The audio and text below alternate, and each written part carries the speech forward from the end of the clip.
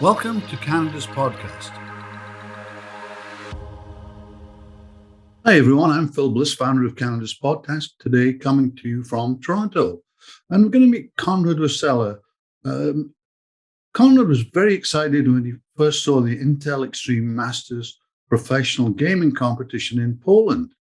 It was a serious sporting event, a packed stadium, tens of thousands of esports fans, and after a successful career in the CFL, he felt at home. After 4 years in the CFL playing cornerback at the BC Lions, Saskatchewan Roughriders, and Montreal Alouettes, Conrad focused on e-gaming. So he came up with a big idea for this sector, which has grown into a successful public company on the TSX. ESE Entertainment is a media and technology company focused on providing anything a gaming studio would need to promote, enhance, and sell games to the world.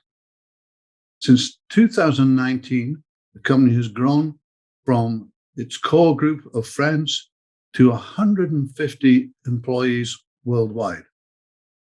So let's talk to Conrad and find out how he got there. So Conrad, welcome to Canada's podcast. First, for me to have an ex-CFL player on, which is cool, you know.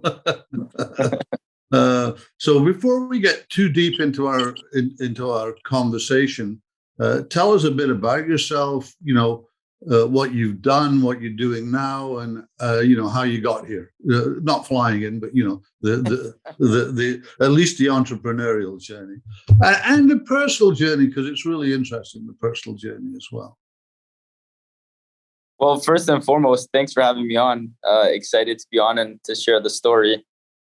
Maybe I'll just start with a little bit of the personal side and kind of build up to where we are now. I'm very proud to be Polish. So I come from an immigrant family with two brothers and a sister. So a big family who immigrated from Poland.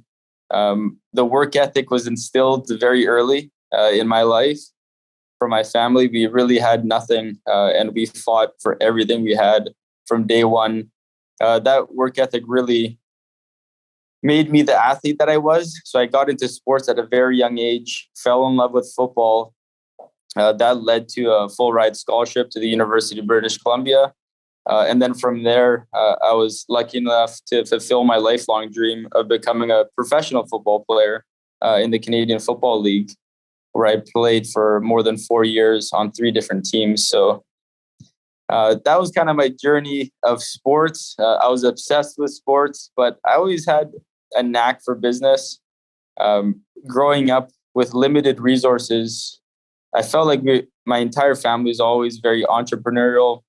We were really good with money and saving money and pursuing new opportunities. And, you know, I really got sideswiped by the gaming industry when I was looking for new opportunities in Europe, investment opportunities. I started hearing a lot about esports, and I was going, I got to see this for myself. You know, everyone was saying that they got packed stadiums and millions of users. I said, okay, I'm more of a see it to believe it type guy. So I went to the largest esports event in the world, called IEM Katowice in Poland. Intel sponsored this event for $100 million. Whoa. So I was like, wait a minute, I gotta go. How much money is that?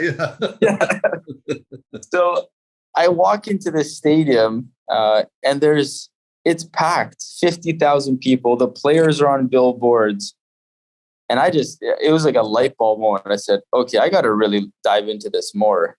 And once I really saw the parallels between traditional sports and esports, is when I really saw that light bulb moment. And I said, this is an opportunity I have to pursue. So that's kind of how it all started. But the irony is, it started like every startup. There's 3 guys in a room. And fast forward to now, we have 100 plus employees, and we're on a path to doing 65 plus million in revenue. So it's a fantastic success story. And I'm interested, you're running an international business from Canada. Um, why here? What are the benefits of staying here and doing business in Canada? Yeah, so currently our largest office is actually in Montreal, Canada. We have a 40 plus tech Wow. team in Montreal.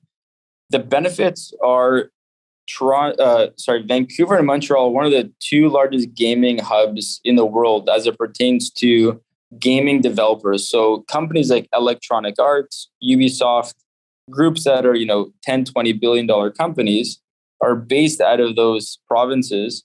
There's a lot of advantageous tax benefits from the government. They've really supported tech in Montreal. They've supported gaming in a major way in Montreal. So we anticipate actually expanding that office in Montreal. The country's been very supportive. The province has been very supportive. So it's been really good to have Canada as our hub. Mm-hmm. Yeah, and I guess in Montreal you've got a lot of at least bilingual people there, which is great if you're doing business in Europe. I would imagine. Yeah, you picked up on a very key point. So it also gives us access to France as one of the largest gaming markets in Europe. So, that always helps as well. What do you like most about being an entrepreneur? I mean, I guess football is a kind of entrepreneur as well, but you've got yourself into that mode. You didn't leave football and then go get a job, which I'm sure you could have. I mean, what do you like most about being an entrepreneur? It fits my personality. There's no ceiling, right? Just like in sports, every day you wake up, every minute of the day you could get better. If I want to scale this company to 10 billion or 100 billion, there's no ceiling. I could go and do that. Will I get there? I don't know, but at least I have the opportunity to have this infinite opportunity to pursue, whatever I want, new technologies, entering into new countries and regions. It's so exciting. It's so dynamic. I think the parallel to sports is the best example. I mean, you could always improve and always have that constant push and competitiveness internally as well. Mm-hmm. Well, what are you most? I mean, let's sort of move on to your business. I mean, what are you most excited about in the e-gaming business today? I mean, what's going on in it? Because not all of us are e-gamers, so it might be. Yeah. Yeah, I mean, as you're probably getting to hear from me directly, is that I'm really excited about traditional sports. I'm really excited about esports, but I think the biggest opportunity is now the crossover, right? So gaming's crossing over into entertainment by and large and into sports.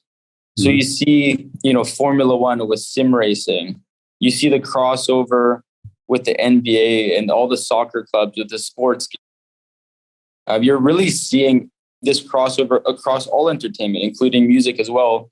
And I feel like gaming and esports is like a melting pot of all new live streaming, music, traditional sports, all kind of sitting in a one hub. And that's where everyone kind of plays and does everything at once versus seeking it in several different avenues.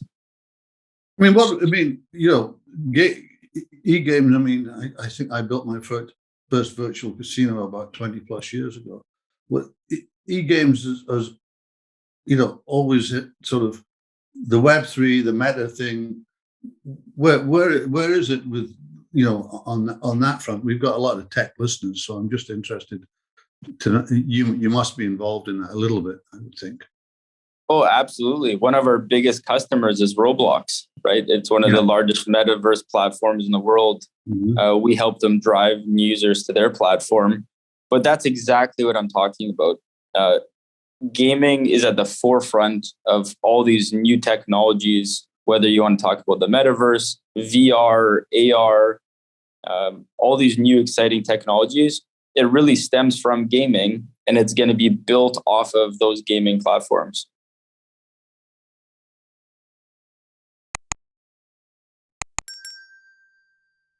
So let's move away from the gaming side and just talk generally.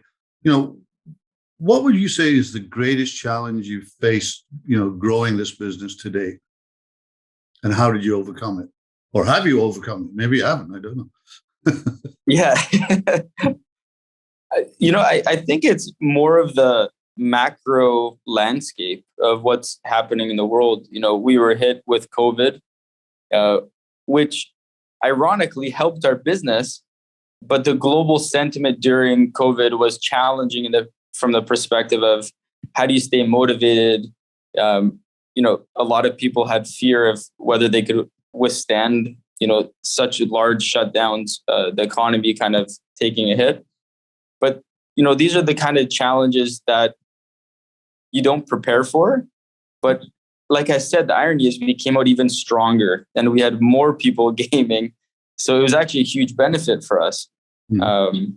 And you see even now, right, there's other macro elements you cannot control. For example, there's a war happening in Europe.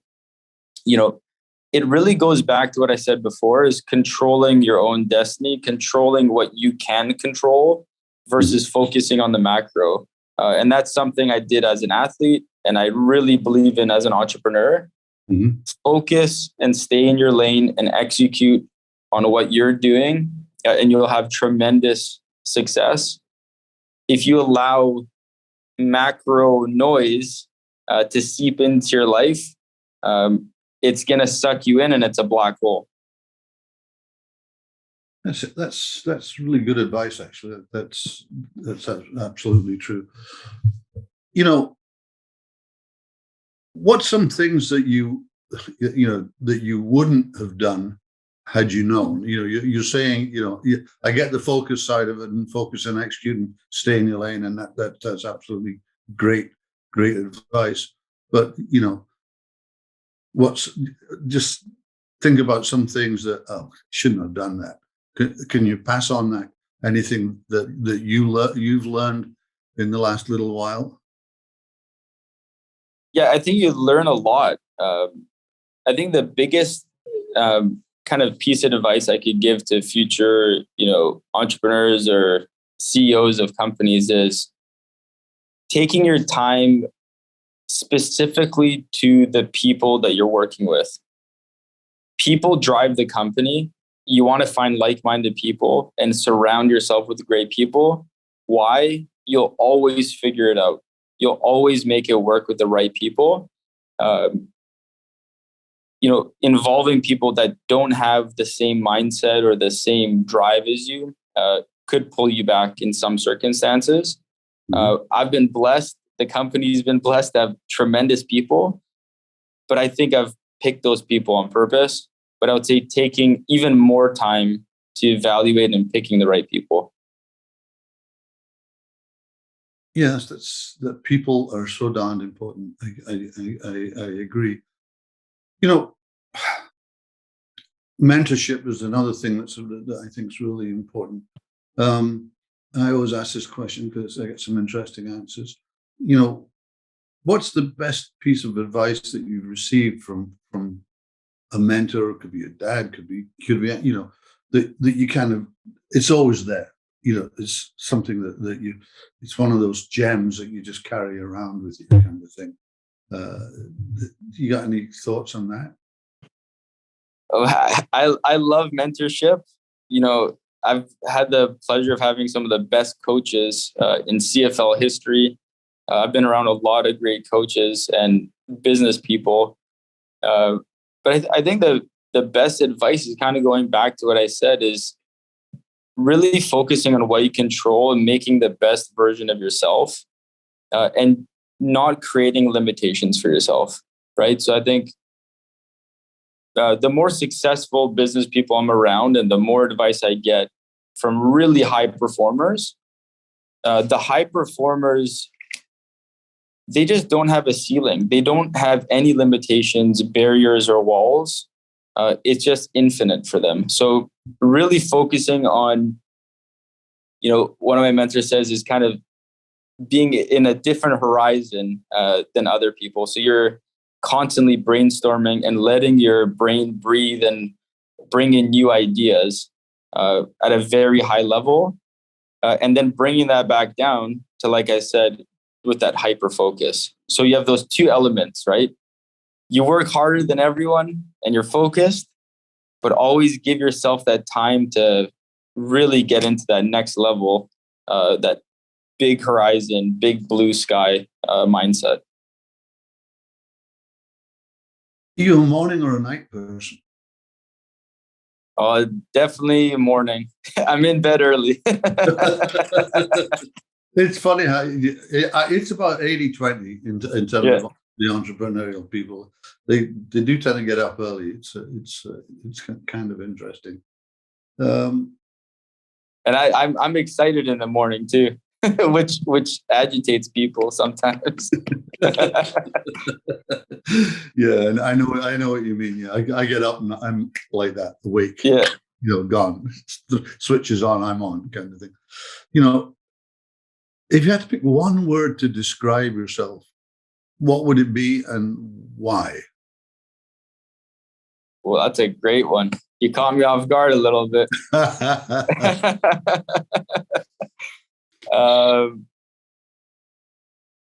Well, I would say two, if I could use two, but it's okay. Two's okay. Yeah, I feel like relentless is one. I believe in myself so much. I'm just relentless. If I have a passion, it's relentless. But also optimism is another word. I am infinitely optimistic. I think it's very important to work your tail off and to work hard, but without optimism and the dream, you will not reach that next level, and you will not maximize your capabilities. So,